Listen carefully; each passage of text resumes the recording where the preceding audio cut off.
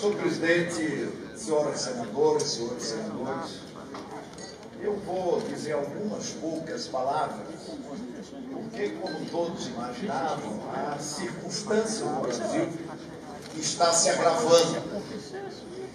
E me permita, senhor presidente, senhoras e senhores senadores, recordar que, em meio à tensão de 1964, o presidente do Senado Federal, Alves Moura Andrade, chamou ao Congresso Nacional o então comandante das Forças Armadas e perguntou ao comandante das Forças Armadas se ele conhecia este livrinho, a Constituição.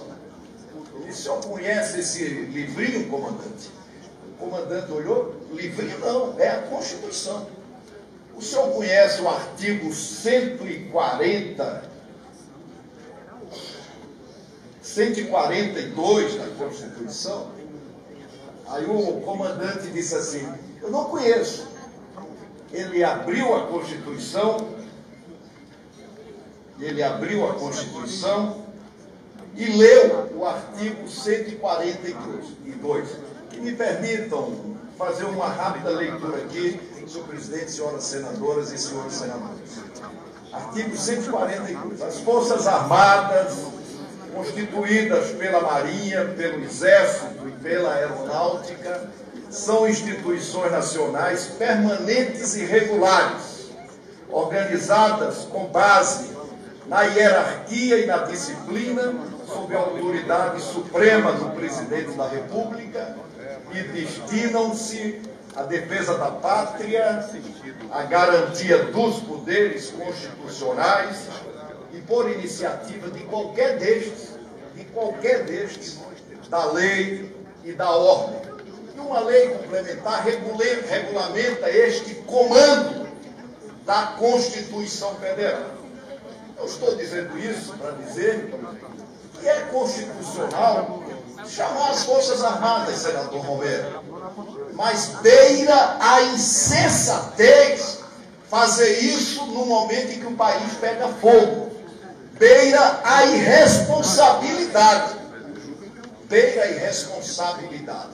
E fazer isso de forma dissimulada, dizer que foi a pedido do presidente da Câmara dos Deputados, que negou,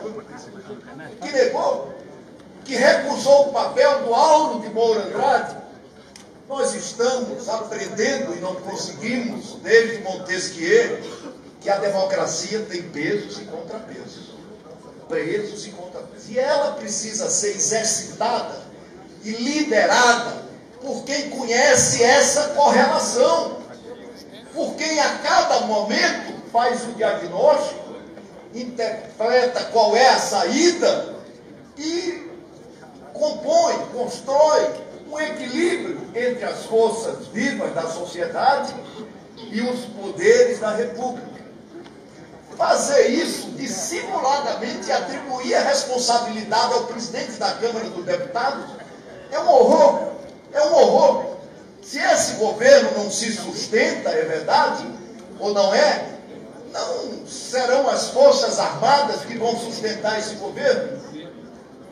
E não dá, e eu dizia ontem, senhor presidente, me permita em poucas palavras lembrar, e não dá para passar para o país a ideia de que o governo de Michel Temer vai dar certo por causa do Legislativo. Seria muita pretensão dizer isso. O que vai dar errado porque o Legislativo não quer colaborar. O governo Michel Temer vai dar certo ou vai dar errado pelos seus atos, pelos seus gestos, pelos seus encaminhamentos, e não por causa do Legislativo. Então, trazer ontem, inesperadamente, sem combinar com ninguém, o parecer cujo relator havia anunciado que só traria depois da solução da crise, para ser empurrado goela abaixo da nação, o povo com a percepção de que reforma trabalhista, reforma previdenciária, terceirização geral, inclusive da atividade fim, é uma coisa só, e é algo que está sendo produzido para ferrá-lo.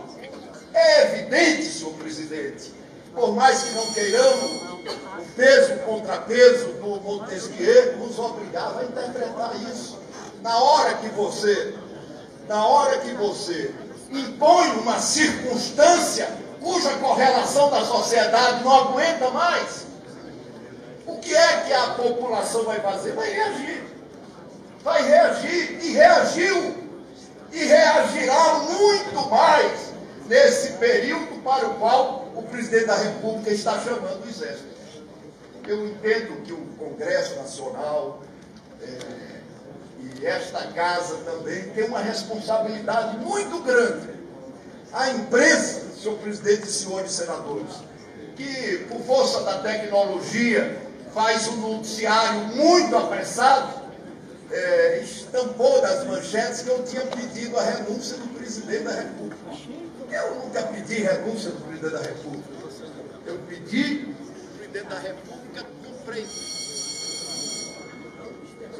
que o presidente da República compreenda o seu papel e construa uma solução para o Brasil.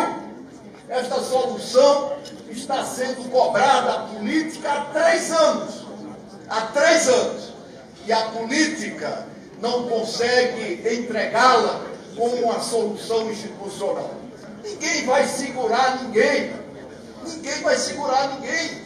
Mas um governo com essa rejeição não pode pretender que vai transferir o seu problema para o Congresso Nacional, que vai impor uma reforma que a sociedade acha que é demais, é exagerada. O Brasil precisa de reforma. Santiago Dantas já dizia que o parlamento se faz para atualizar as leis. O ideal era que as leis não precisassem ser atualizadas, elas envelhecessem com o tempo, mas não é assim. De quando em quando nós temos que atualizar as leis. Temos que atualizar as leis. Então nós temos que fazer essas reformas. Todas essas reformas que estão aí, mas numa outra perspectiva, não na perspectiva de ferrar o trabalhador. Nós temos que mudar o sistema tributário, nós temos que taxar o capital, nós temos que definir regras e regulamentações que ainda precisam ser definidas, mas não pode se fazer assim goela abaixo. E o PMDB, presidente Romero Jucá, o PMDB não é um departamento do Executivo. O PMDB não é um subproduto do governo. O PMDB é um partido político. Coincidentemente, tem lá na presidência da República um filiado do PMDB. Mas isso não significa dizer que o PMDB vai aceitar, sem discutir, toda a imposição do Palácio do Planalto. A votação que refere para dizer do meu isolamento na bancada, ela foi de 3-2, refletindo a correlação. 3 senadores votaram contra a reforma, a favor da reforma, a favor do requerimento. E 2 senadores votaram contra a reforma e contra o requerimento. É essa a correlação existente na nossa bancada. O presidente Temer, ele outro dia destituiu a senadora Rose de Freitas, não da liderança do PMDB. Ele destituiu a senadora Rose da liderança do governo. E ele pode fazê-lo quantas vezes quiser, quantas vezes desejar. Mas com o PMDB não. Qualquer coisa com o PMDB tem que ser discutido na bancada. Eu hoje iria novamente, como fui na semana anterior, com a bancada conversar com o presidente. E ia fazer as mesmas advertências que fiz em todas as conversas com o presidente da República. Ia dizer, novamente, lembrar que na desmobilização do Carnaval, quando nós voltamos para Brasília, nos deparamos com o seguinte quadro: Osmar Serralho, ministro da Justiça, e a remontagem da correlação do Centrão na Câmara dos Deputados. Eu até reclamei do presidente da Câmara, Rodrigo Maia, disse assim: Rodrigo, você acabou de derrotar essa gente e agora recompõe para ajudar o governo. Mas ele também não entendia a circunstância nem a gravidade do momento, que estava um pouco aquém do Mazili naquele momento de 64. Estava um pouco aquém, porque ele fez exatamente o que o governo queria que ele fizesse. E eu disse ao presidente da República, e depois falei para o seu entorno, disse: olha, presidente da República, Michel, você pode receber o deputado Marum em qualquer circunstância. Estou dizendo isso com a responsabilidade de quem se preocupa com a instituição que você representa hoje. Estou dizendo isso com a responsabilidade de quem, como seu amigo, entende que precisa lhe proteger e proteger a cadeira que você está sentado agora. Você pode receber o deputado Marum em qualquer circunstância. Qualquer circunstância.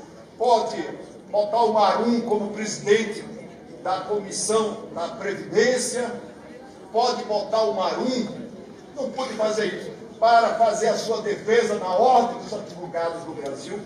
A única coisa, presidente, que você não pode fazer é receber o Marum como enviado de Curitiba para nomear o ministro da Justiça. Isso não vai para lugar nenhum.